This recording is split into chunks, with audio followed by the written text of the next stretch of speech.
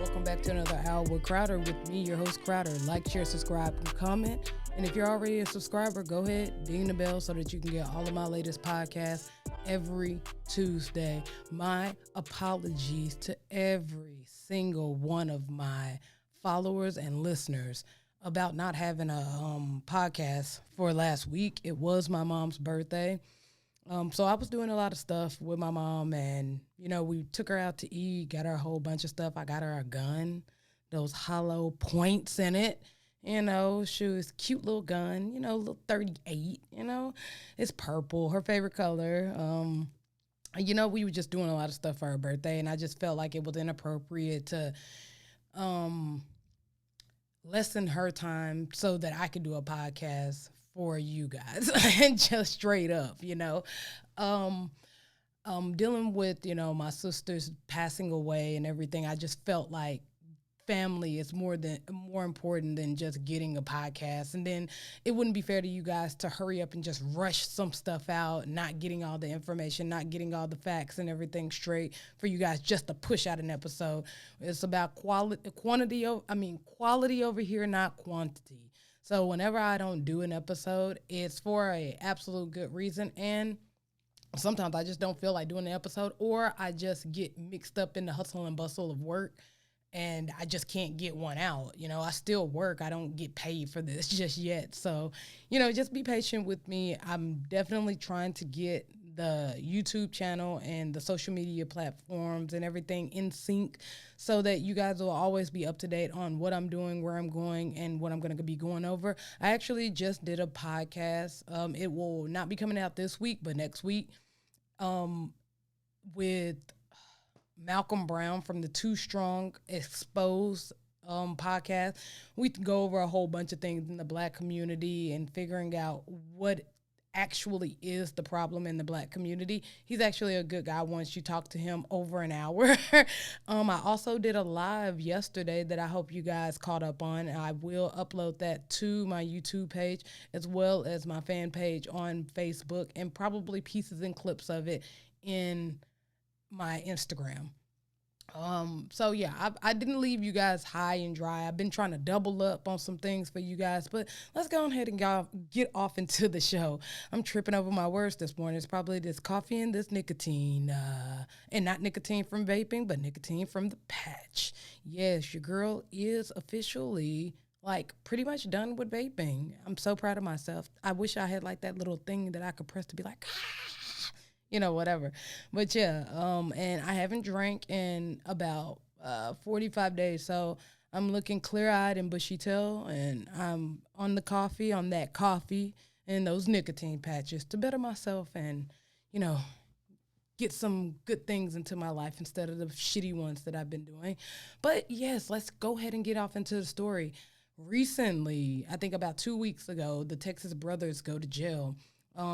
And if you're not familiar with this story, these brothers killed a man that was sexually assaulting their 9-year-old sister. So let me go ahead and read the article. Man killed, had previous warrants for sexual assault of a child. And let me go ahead and read it. Harvey explained that this is a separate incident unrelated to those involved in the current homicide investigation. In that case, the assault towards a minor happened from 2014 to 2016 and was reported to authorities in May 2019. In regards to the current investigation, the chief shared that the suspects in the killing of Quantanelli had cooperated with the authorities. When asked, Harvey stated that at this time in the investigation, no charges had been filed against the mother. On January the 20th, the body of Gabrielle Quantanelli was found in an open field in McAllen. According to the police earlier that day, a young relative accused Quantanelli of sexual assault. When relatives Alejandro and Christian Trevino heard, they confronted Quantanelli at the residence, which resulted in a physical fight, police said. Quantanelli then left the residence. Christian ran after Quintanelli and found him outside an apartment complex down the road by London and Coyote and Farr. A second assault then occurred, said the release. So, yeah, that happened last week or 2 weeks ago, I'm thinking, but I'm not mad at it, because, like, what are you supposed to do in that situation? And I'm saying that very sarcastically to the Fair Police Department. What do you do when the top of the totem pole doesn't solve crimes, produce justice, and don't get the bad guys? When the people that you pay and depend on come to the crime scene late, or in some cases, not at all, and when they do come, only to arrest you for protecting yourself or your family because they were late, or they let the crime go on way too long because we know that this guy had previous cases of this. I want to go to another article that I got. That first one that I got was from Fox News, but this other one that I looked up when I was trying to piece all this stuff together, it said that he was involved in another sexual assault with another young girl. And this is from myrgv.com news. And it says, Fair stepfather, 2019 sex abuse case unrelated to beating death, police said. And I just clipped out just a little bit. I'll read all of it, but you guys can go and look this up for yourselves. In a news conference at Fair Police Station Tuesday afternoon, Chief Andy Harvey said Gabriel Quintanelli, the 42-year-old man whose body was found at McCoyle and Wallens Road in McAllen on Thursday, had previously been accused of continuous sexual assaults. That case, which Harvey said Fair Police learned about in 2019, is unrelated to an outcry Quintanelli's 9-year-old daughter made to her mother last week, which authorities believe led brothers Alejandro, who authorities first identified as Alejandro, and Christian Trevino to assault Quintanelli. Alejandro, 18, and Christian, 17, are Quintanelli's stepsons and the 9-year-old girl half-brother. Although Harvey would not reveal more details about the unrelated 2019 allegations of continuous sexual assault, which he said allegedly occurred for several years, he did say investigators had enough to secure a warrant for Quintanelli's arrest at that time. Quintanelli's, however, managed to evade authorities, and Farr police despised searching for him since the arrest warrant had issued over the unrelated case in 2019 wasn't found until his body was discovered in McAllen on Thursday. So, yeah, that's a little sketchy that they had all this information previous before this case, and then they just revamped it up once the body was found. It's kind of like they just set it there for the time being and then decided now, since this case is out in the open, that now we got to do something about it. But it's too damn late now. He's dead, and these brothers are in trouble because you guys decided to set aside a case about another assault victim that was another younger girl, and now that this is out in the public, now we got to do something about it. This is the thing that goes on with the judicial system in cases like this. We've heard it a million times before, that this thing happens where they set aside these cases to go after quote unquote bigger fish, but I don't see a bigger fish to fry than when an older man is messing around or sexually assaulting a younger girl. So this guy already had previous charges of messing with children before this even happened, but I'm not surprised because this justice system in this world supports this type of behavior. Y'all remember the UNICEF when they were studying if porn hurts the psyche of young children?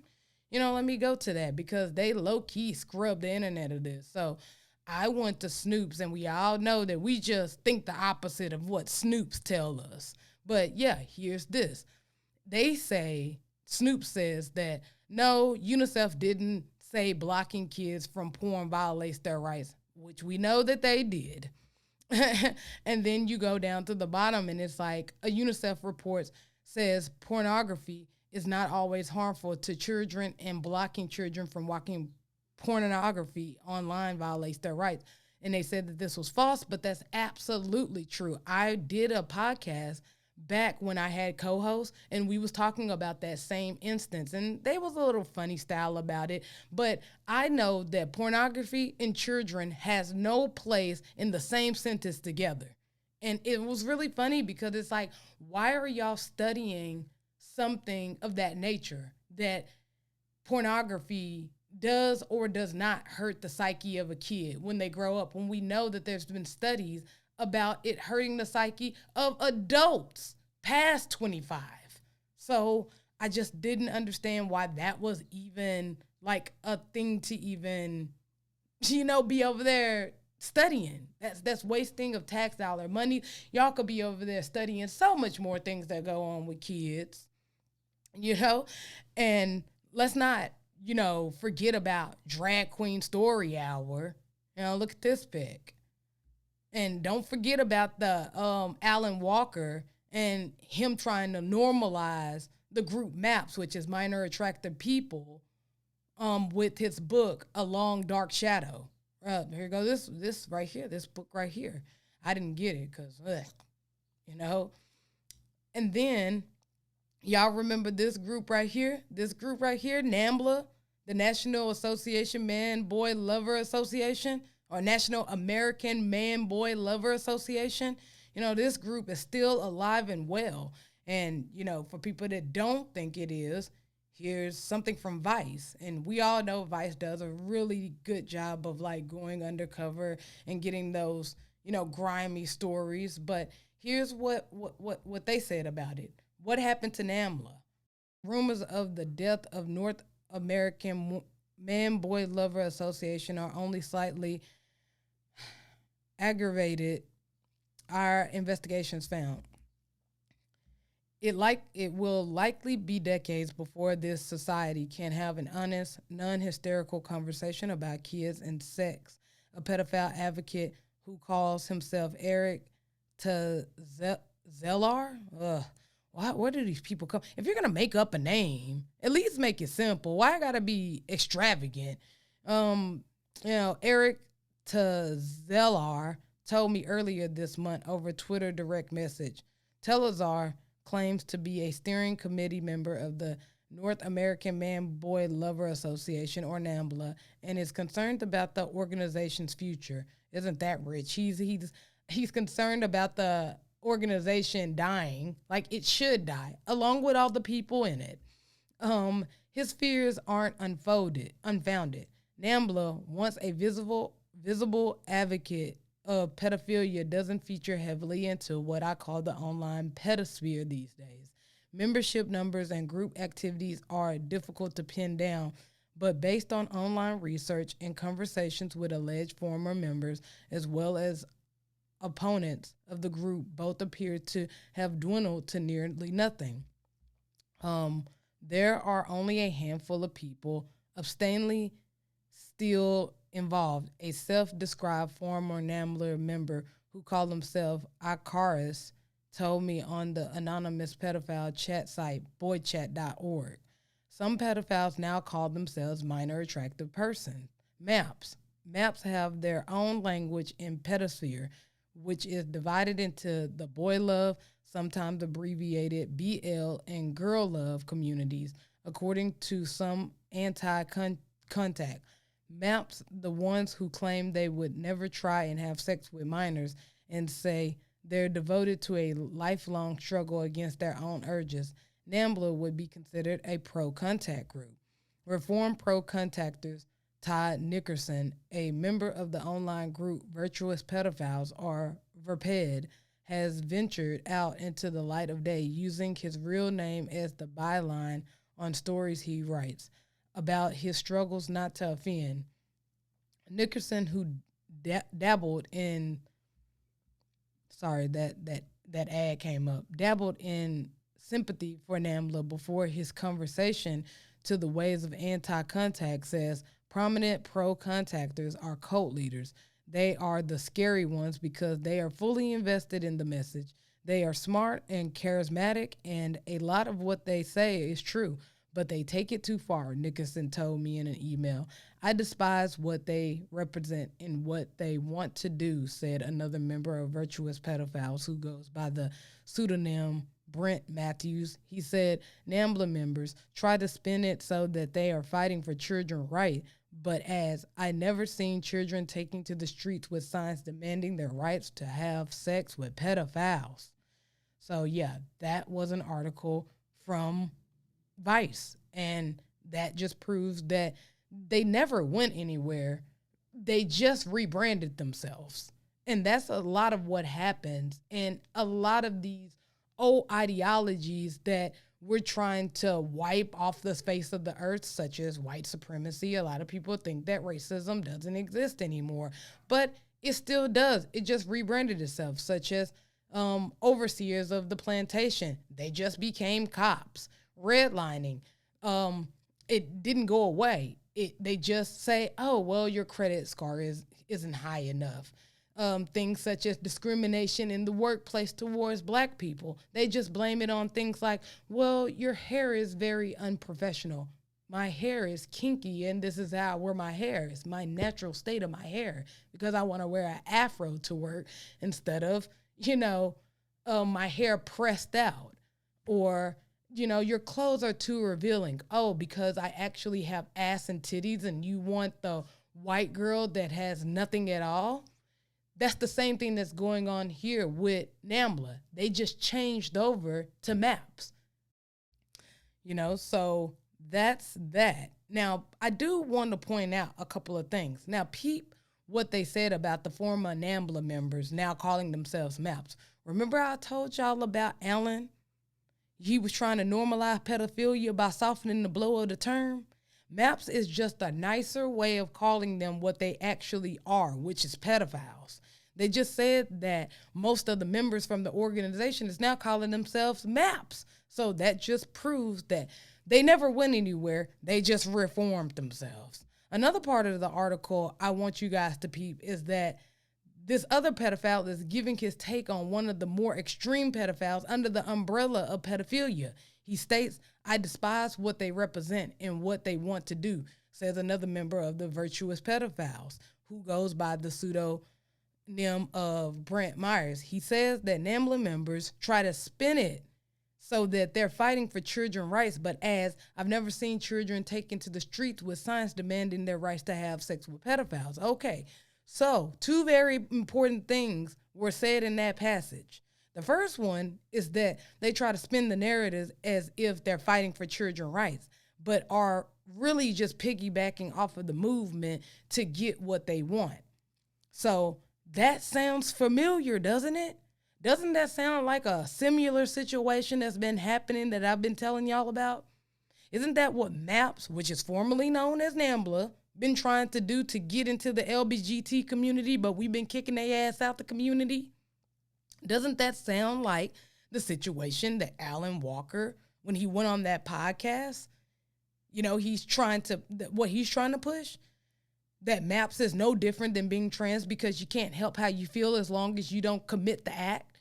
That's the only thing that's saving these pedophiles. So basically, they've been fighting for trans and gay rights only to set the world up for pedophilia rights. Isn't it safe to say that? After this person and virtual pedophile just told us that? Another thing I would like to point out is notice they also said children's rights. Well, remember what UNICEF was trying to do with children and porn? And what do UNICEF claim to be fighting for? Children's rights. You can literally go to their website and see what they do. They advocate for children's rights. So it's very weird to see that these MAPS or NAMBLA members are fighting for children's rights, but they're really fighting for pedophile rights. And if in the fact that UNICEF was doing this study in regards to children's rights, and if you don't think so, here's a video that I'm going to insert off in here because they literally scrubbed the internet of all the articles from that UNICEF site about children and pornography. So here's the video. What I know. UNICEF report says pornography is not always harmful to children. Washington, D.C., an UN agency is again immersed in controversy for a recent report suggesting there is no conclusive evidence that children exposed to pornography are harmed.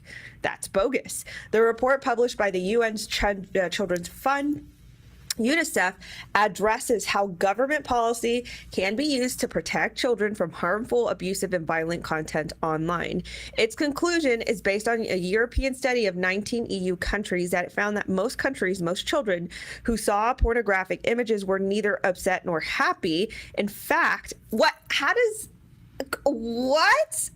that have anything to do with harmful effects on either a happy or upset? Yeah.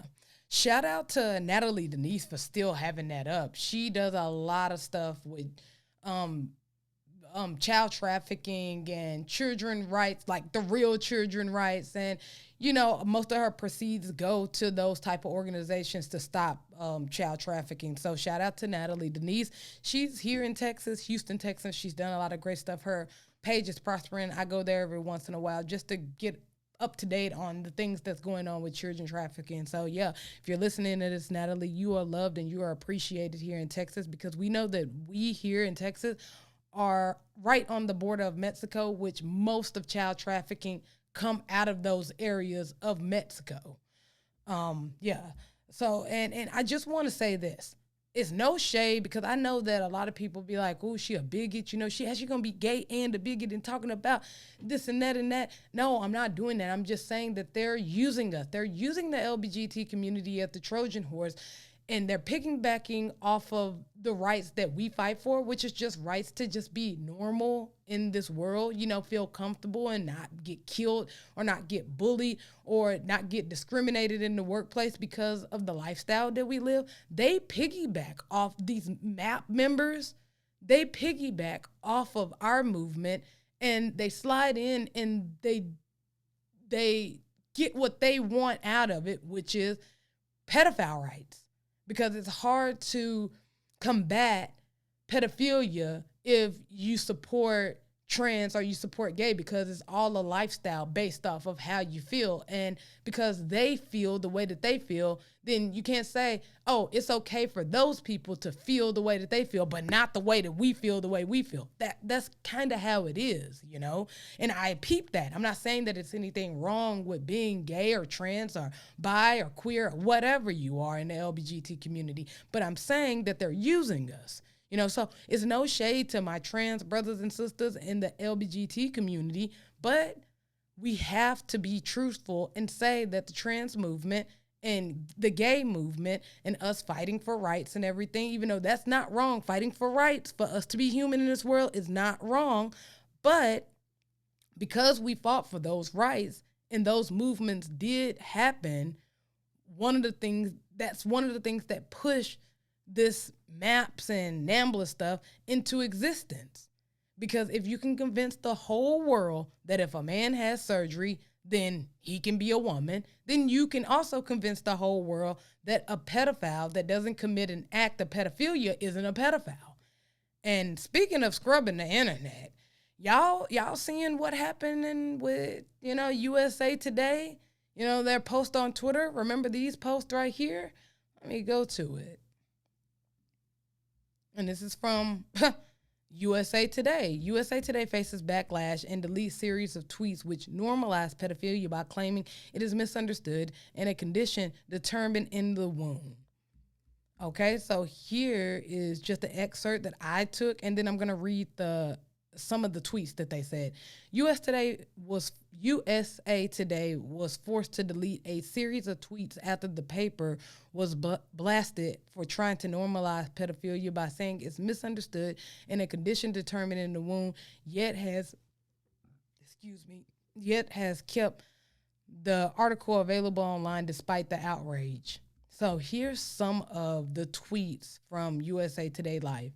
We think we know what a pedophile is. There's a lot we're misunderstanding. In recent decades, the science on pedophilia has improved. One of the most significant findings is that pedophilia is likely determined in the womb, though environmental factors may influence whether someone acts on an urge to abuse. The evidence suggests it is inborn. It's neurological, says at James Cantor, PhD, a search researcher and expert on pedophilia. When most of the public think of pedophilia, they assume it's synonymous with child sexual abuse. A pedophile is an adult who is sexually attracted to children, but not all pedophiles abuse children, and some people who sexually abuse kids are not pedophiles. Anna Salter, a psychologist, author, and international recognized expert who has done over 500 evaluations at high risk sex offenders, said there's overlap between pedophiles and child molesters, but they aren't the same. Experts say pedophiles can be taught self control and compensatory strategies. At James Cantor, PhD, said pedophiles need better access to therapy, which can be difficult since those afflicted may be ashamed to seek help or worry about being reported to the authorities if they do. That's them basically defending pedophilia to a certain extent. They're hiding behind science. That's why I don't trust a lot of this science out here, especially with the whole counseling and therapy, because they get their little science degrees and then they start breaking down the psyche and they think everything is a disorder. Well, some disorders are just needs to be put to death. I'm just saying, you know.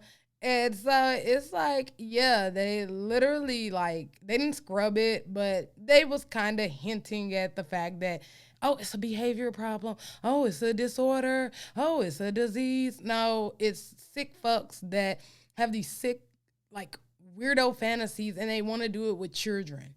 I don't care, you know. So, if we need a little bit more proof that the judicial system supports this type of behavior, look what happened with the producer over there at CNN.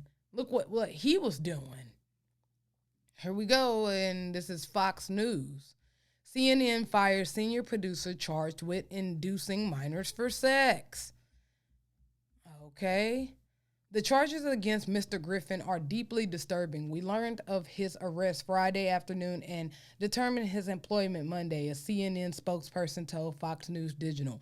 Griffin attorney declined comments, as he should. Griffin was taken into custody following a federal indictment accusing him of coercing parents to allow their minor daughters to engage in sexual activities in his home. The U.S. Attorney Office in Vermont wrote in a statement that Griffin sought to pursue parents to allow him to train their daughters to be sexually submissive. So that's something else that's going on right there. And here's a teeny more amount of proof that the judicial system supports this type of behavior, since I know some of y'all psychologicals out there are, justifying this behavior with your degrees and your big words. Here's another one. Here's the Daily Beast. This was a man who raped 14 girls. He gets 0 jail time. Incarceration isn't appropriate. That's what the judge said. A 20-year-old man who pleaded guilty to sexual assaulting 4 teenage girls in 4 separate incidents at his parent home will not see the inside of a jail cell. Instead, Niagara County Court Judge Matthew J. Murphy III sentenced Christopher Belter to 8 years probation. So he's just still walking out here, y'all. Murphy said he is agonized over the case, in which he acknowledged great harm had been done, said that jail time would be inappropriate. Belter, who will have to register as a sex offender, pleaded guilty in 2019 to charges of rape and sexual abuse. He is tremendously remorseful for what he has done, according to his attorney. No, he's just remorseful because he got caught, because the first time that he did it, if he was remorseful, he would have just stopped. It took him 4 times and him getting caught to say, oh, I'm sorry that this happened. And then the judge slaps all the families of these teenage girls in the face and says, you know what? Jail time is inappropriate for him. You know what is a more appropriate crime? That he'll have the face of being a pedophile in his community, not around kids to hurt them again, when we know that kids are everywhere. You almost can't ever get away from kids. So which one is the more inappropriate? You know, the punishment is probation, rather jail time. And he did it 4 times. And this is what this judge said. This is a judge that has kids. I looked up his background. He has kids.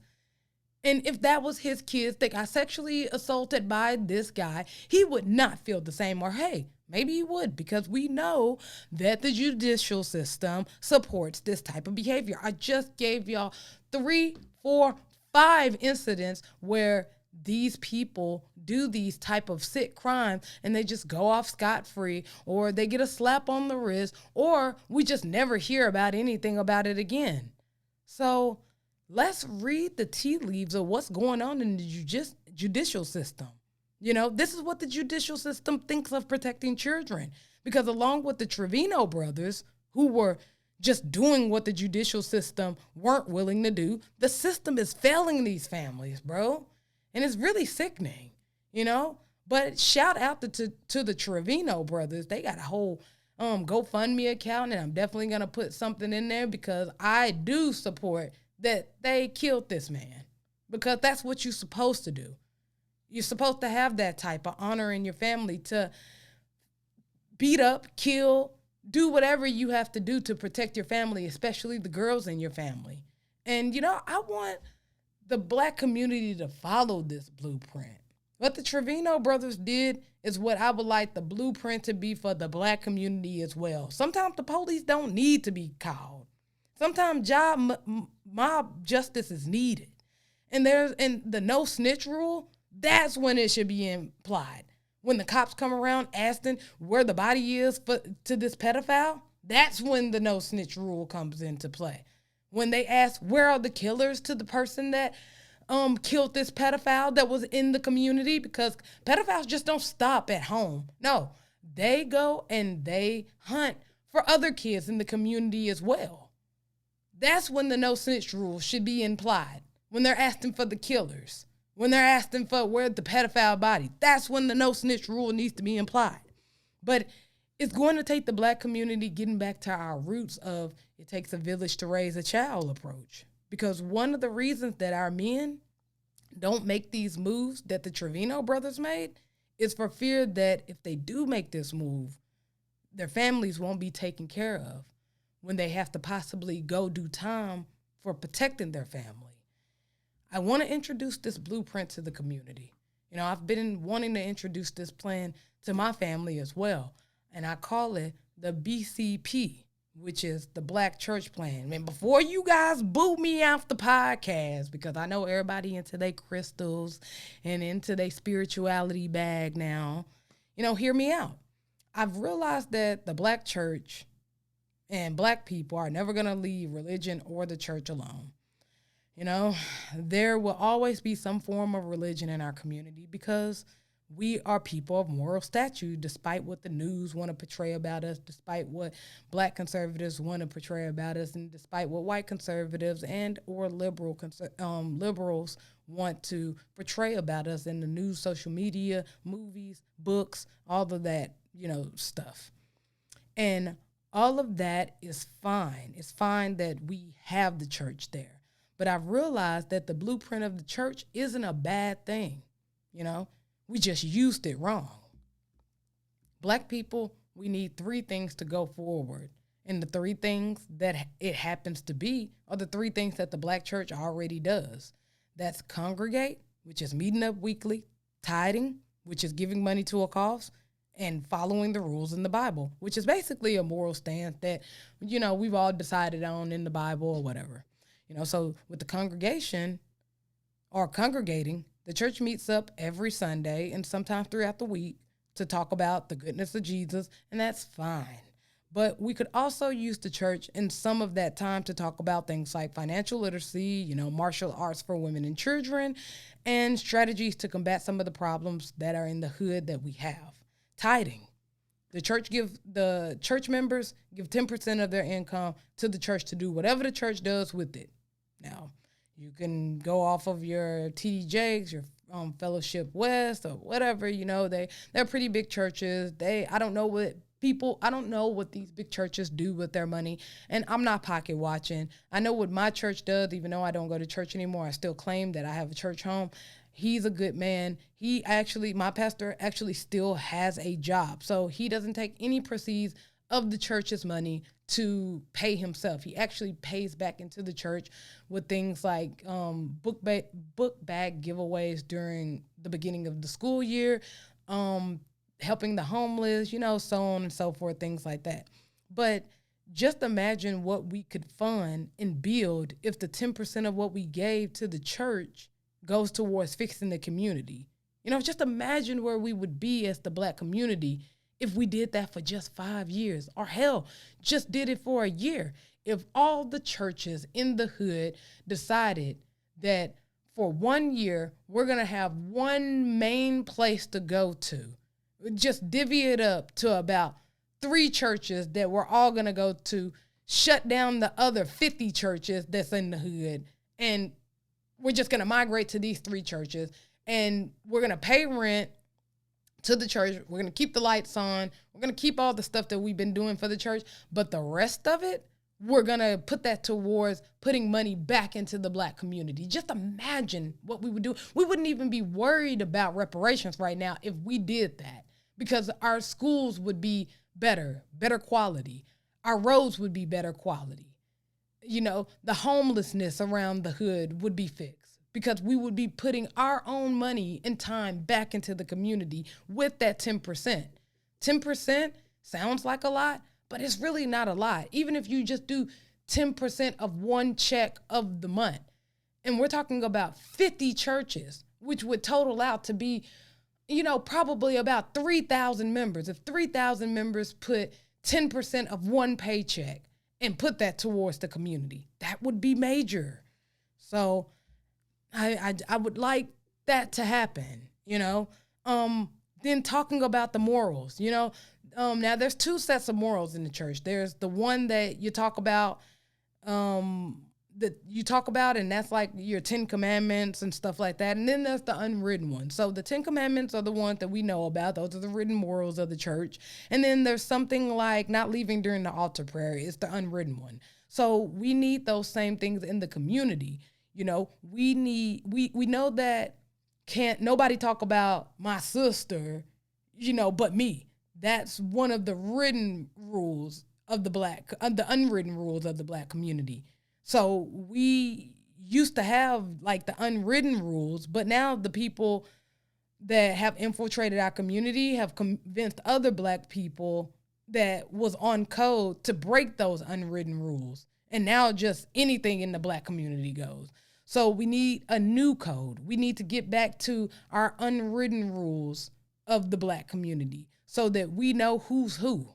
Because if you're breaking these unwritten codes that we've implemented into our community that are new, then we know that you're an agent in the mix. So yeah, I think that that's one of the things that we need to get back to. We need to get back to the rules of the church, but implementing them into the community. That's your congregating. That's getting together about every month to go over things that are a problem in the community. Then tithing, putting forth money into the community on our own, at our own expense. And then talking about the morals. We need to gather a new code for the Black community, because there's been infiltration that has happened in our community, and it's usually c.i.a. agents that are Black, and they've infiltrated and they've broken the unwritten code of the Black community, So yeah, we need to get back to that. But on to more important things, the Lauren Smith mystery killing. That is a weird case that I'm just so torn about, because it seems a little fake, and it seems so surreal that it happened. So now this case got some things in it that has unfolded that sounds funny to me. But before I go over those, I'm gonna read the article and catch y'all up to speed with it. So here is this. This is from People magazine. Family demands answers in death of 23-year-old Connecticut woman who died after Bumble date. So the family of Lawrence Smith Fields wants answers. It has been more than a month since the 23-year-old student was found lifeless on the floor on her Bridgeport, Connecticut apartment, and her relatives are alleging the city's police failed to adequately investigate her death. Smith Fields, a Stanford High School student who was taking classes at Norwalk Community College, died the morning of December 12, 2021, after going out with a man she had met 3 days prior on the dating app Bumble. According to a copy of the incident report obtained by People, authorities contend that there was no foul play involved in Smithfield's death, but her family isn't convinced. Smithfields, who was a babysitter, also working as an eyebrow specialist, who last seen alive by her Bumble date, her family alleged. Police have not released the man's name. They said he is the one who called 911 after realizing her nose was bleeding and she had stopped breathing, according to the incident report. They wanted us to forget about our daughter, their sister, our loved one, explained Smithfield's mother, Chantel Fields, while speaking to WNBC. They thought that they were just going to throw her away like she was garbage, like she wasn't important, like she didn't have a family member who loved her. We're fighting for her. Smithfield's brother, Lakeem Jetters, who also spoke to the station and said the police department response to his sister's death was careless. Jetters alleged the police didn't even contact them after finding Lauren's body, and that they failed to collect numerous items of evidence, including a sedative pill and a used condom from her apartment. I feel like because he's a white guy and she's a black girl, they're just throwing it under the rug, Jeter said, further alleging police told his family they would be investigating Lauren's date, saying he seemed like a nice guy. Bridgeport police did not respond to requests for comments. Hundreds marched in Bridgeport on Sunday, what would have been Lauren's 24th birthday, demanding justice for the young woman. So, oh yeah, that's kind of sketchy, especially the part where it's like it kind of seems like he's a nice guy. Okay, so the fact that she had drugs in her system and her family said that she didn't do drugs. Even the brother said that he seen her that night and she was fine when he seen her, and that was like the same night that she was on the date with this man. Actually, it was in the same hours of when she was on the date, because Matthew stated that she went downstairs to go get something from her brother. Now, I do believe that they are trying to George Floyd the situation with the information of her having drugs in her system. You know how they love to put out the information that puts us in a bad light so that they can justify the reason why this person died, you know? I feel like, yeah, she probably, if she had drugs in her system, then okay, yeah, but that still doesn't negate the fact that y'all didn't even question this man as a suspect. Y'all actually questioned him as a witness just because he called 911. There's been countless amount of times where the suspect of a crime has called 911. Why? Because they want to be seen as a witness, not a suspect. So him calling 911 isn't justification that he's not in the ranks of being a suspect. Let's just be very clear about that, you know. Let me go to this other article that is on Independent. The older white man who went on Bumble date with Lauren Smithfield the night before the 23 black-year-old died has been fully cooperating with the police and is not the main focus of investigation in her mysterious death, according to his attorney. Matthew LaFountain, 37, was the last person to see Mrs. Fields alive before she was found dead in her apartment in Bridgeport, Connecticut on the morning of 12th December. Police said it was him who called 911 to report that he found her not breathing with blood coming out of her nostrils.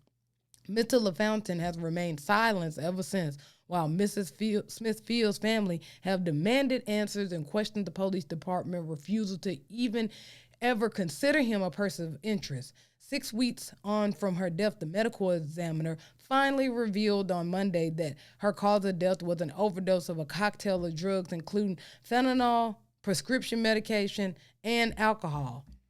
The following day, Bridgeport police said that they were opening a criminal investigation to her death. Miss Smithfield's family said the 23-year-old did not use drugs and have questioned how the lethal combination got in her system. Mr. LaFountain is not charged with any crime and has not been named a person of interest in her death. So, yeah, that's weird, yo. That's weird, you know? And the other part of this, that the last person, which is Mr. LaFountain, that was with Lauren isn't even considered a suspect, and his information wasn't put out until way later after all this information was put out. Actually, he was considered a witness as to what happened that night and let free after questioning. But actually, he wasn't even questioned. So they said a couple things to him. He gave the police report and he went home. But I'm not surprised, because not only did he scrub the internet, and by internet I mean he been quiet, he deleted all his social media accounts. That's what I mean by scrub the internet. He did his stuff. I'm saying like how Hillary Clinton did her thing. But yeah, he's been real quiet about the case. And what's even scarier is that he's reported to have big connections to the police department out there. Here's an article that I picked up, and it's by Revolt News. So it states, attorneys claim Lauren Smithfield's Bumble date have huge connections to the police department. An attorney representing Lauren Smithfield's family claimed that the man who saw her last, Matthew LaFountain, has a huge connection to Bridgeport Police Department. So far, no arrests have been made in the Smithfield's December death. According to the attorney Darnell Crossland, the police officer who was investigating the black 23-year-old's death, Detective Kevin Cronin, has been removed from the case and was placed on administration leave. Detective Cronin has been placed on some type of administration leave, and he's under investigation with internal affairs, Crossland told the Atlanta Black Star. They've been tight-lipped about his involvement, but we've been finding out on social media that LaFountain, the individual who was with Lauren, has a huge connection with the police department, and his family does as well. Crossland further claims that the Detective Cronin intentionally or neglectfully created a cover-up for the responsible party in Lauren's death. That sounds weird. It's looking a little sketchy, y'all, that this man that didn't even get questioned now has this big connection with the police department. You know, and then the other weird part is that the police department didn't even notify the parents about Lauren until they had taken her out of the apartment down to like the what's that thing called, the coroner or whatever office or whatever. You know, the parents went to the apartment and seen the police there, and that's how they found out that Lauren was dead. Matthew says that he is fully cooperating with the investigation, but wasn't willing to give a DNA sample to confirm that the used condom at the scene was not his, you know? And for the record, I'm not up for giving any information to the police, because if I did it, no, I'm not going to give you no reason to lock me up. But if you didn't do anything, like you claim you didn't do anything, give up the DNA, especially because of the nature of the crime. Just give the cops whatever they need so that you can clear your name. I would be at the top of my social media account, in the stores, in the streets, holding up signs, putting everything that I have for to clear my name. I would not just be letting this rumor linger around if I didn't do anything. You know, the parents even had to threaten to sue the police department just to get the police department to release the autopsy to the public, because they wasn't trying to have this as national news. They wanted to keep this hush, hush, quiet. And like I said before, the release of this man information wasn't released until way later. So a lot of sketchy things are happening in this case, and it's either one of the two things that are happening. The first one that I feel is happening is the corruption of the judicial system that are flooded with white supremacy is once again up to no good and is covering this guy's tracks, which isn't far-fetched because there has been several cases where white men are with these black women and the black woman end up dead and nothing happens to the man that did it.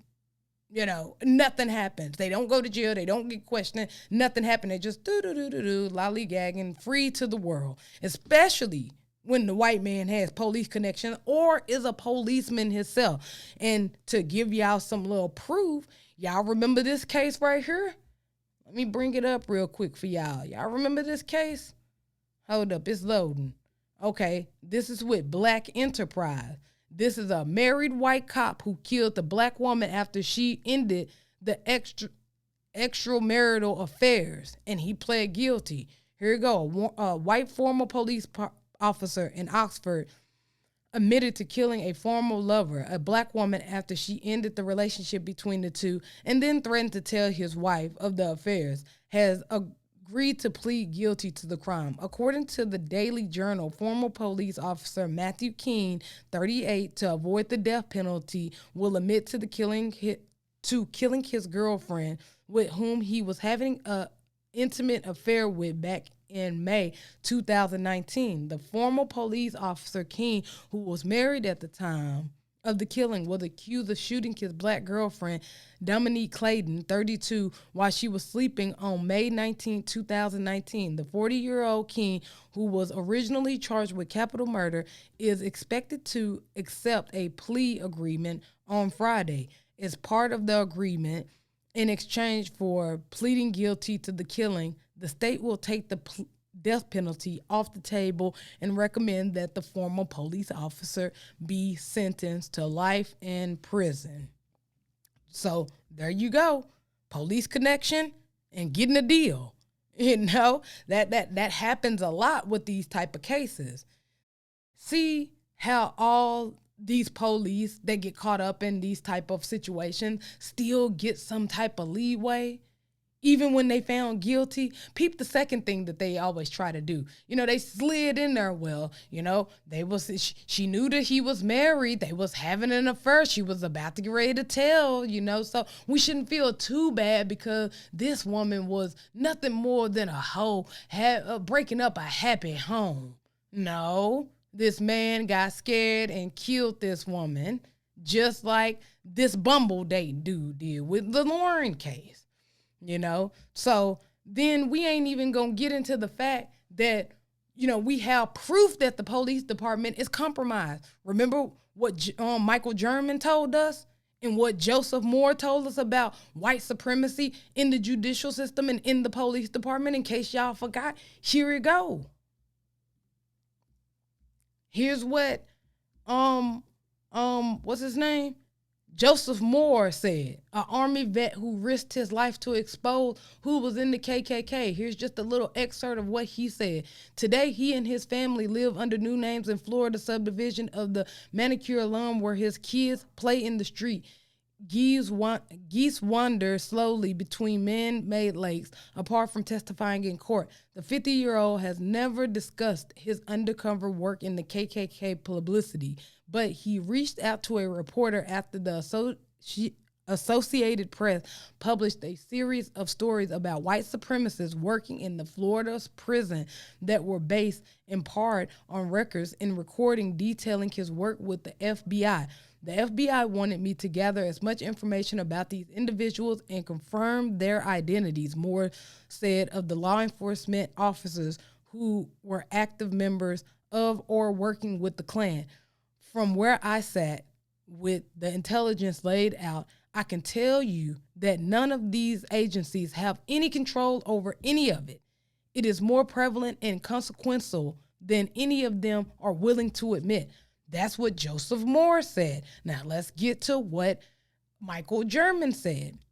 In Hidden Plain Sight, German, a Brennan Center fellow and former FBI agent, shows that federal, state, And local governments are doing far too little, even when the problem of racist officers within the law enforcement, police, and sheriff departments and federal agents is well known. He pointed to a 2006 intelligence agent assessment based on FBI investigations and open source that warned of white supremacist infiltration of law enforcement by organized groups and by self-inated infiltration by law enforcement personnel sympathetic to white supremacist causes.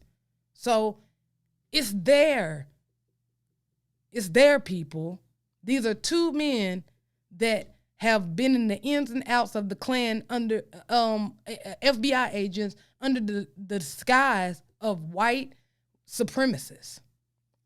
So I wouldn't be surprised if this was the case at all, seeing as to we have all the proof that they have the resources to make a case go their way if need be. But then there's another scenario about this case, about the Lauren Smith Fields case, which is going to be deemed as conspiracy, but I feel like this could be a psyops to harvest the black community's energy, distract us away from the real thing that's going on, which is white supremacy. Why do I feel that way? 2 words: the CIA and Hollywood. So let me just give y'all just a little background about why I think the way that I do. So let's just look up the CIA in the connection of Hollywood. Here we go right here. The CIA has been working with Hollywood since 1947, offering favors and access to Langley HQ for production that portrayed the agency favorably. Homeland, Zero Dark 30, and Black Hawk Down among them. The CIA even had scripted approval during the filming of the TV series The American. But don't let that cloud your judgment. If they're writing scripts and wanting themselves to be portrayed as the good guy in these things, they can do far much more. They can infiltrate themselves in other films, such as comedy, such as romance, etc., etc. Now, you're probably wondering, why would the CIA want to be involved in Hollywood? Well, Malcolm said it best. Those who control the minds control the masses. Well, who controls the minds of the people today? Hollywood controlled the minds of the people today. It's the TV shows that you watch. It's the books that you read. It's the music that you listen to. And those things influence you to do and to think a certain type of way and to feel a certain type of way. Let's just put it in this context right here. I'm just going to ask you guys a question. How many of y'all back in 2008 wanted dreads because Lil Wayne had dreads? That's one of the main reasons that I got dreads today. Or started saying a phrase because a character off a show that you watched said it. Or better yet, how many of us cried when Cleo died and the movie set it off? So the point that I'm trying to make is that Hollywood has the ability to manipulate your feelings through entertainment. But what happens when it's not for your entertainment and it is for someone else that has an evil intent? Well, let's see what exactly the CIA does. For people that don't know what CIA stands for, it stands for Central Intelligence Agency.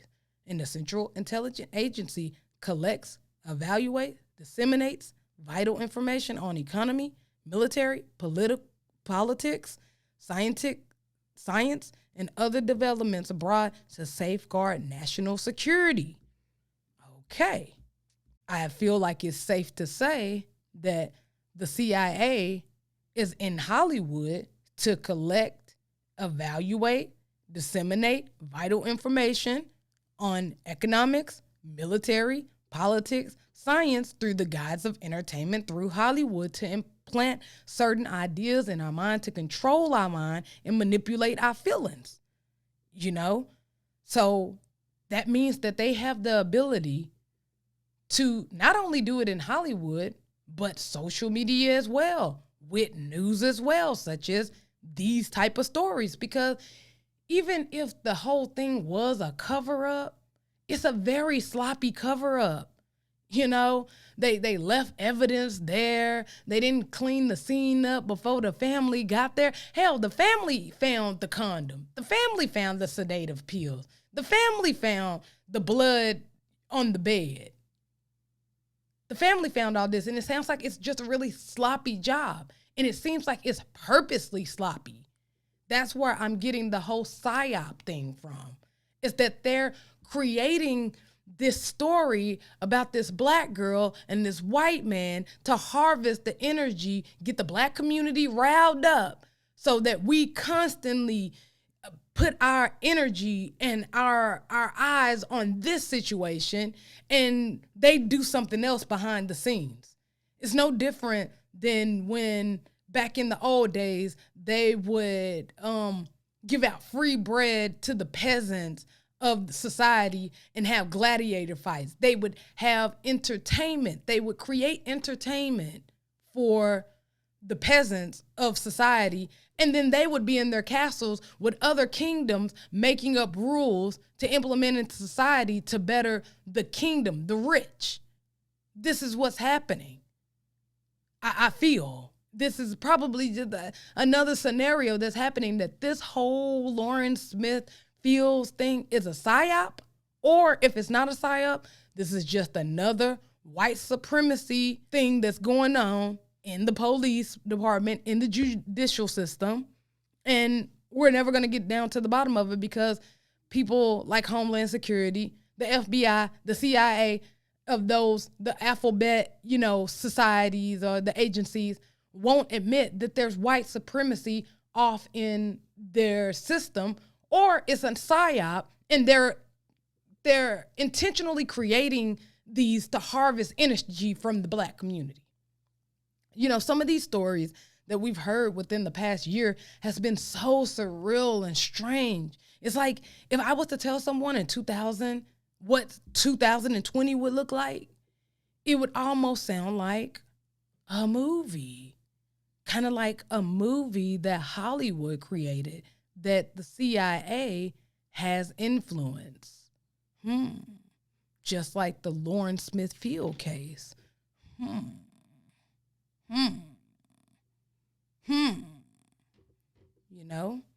I don't know, man. But I've been here for an hour, you guys. That's just some on for y'all to chew on, think on, go do some little bit of research and everything. I got all the stuff off in there for y'all guys to research it yourselves. So I'm going to go ahead and get up out of here. It's Saturday morning. This ain't coming out till Tuesday after I clip, cut, paste, all that stuff for you great guys. And I'm going to go ahead and get out of here. But don't let me forget, y'all go ahead and go support all of my social media platforms and my streaming platform. It's an Hour with Crowder on IG, Facebook, and TikTok. Crowder the Great on Twitter. An Hour with Crowder on streaming platforms for the people that choose to not see my pretty face. And that is your Anchor. That's your Spotify. That's your Apple Play. That's your Google Play. And that's here on YouTube as well. So I'm going to get out of here, you guys, and go have fun with my beautiful girlfriend. Peace. Bye. I'm outie.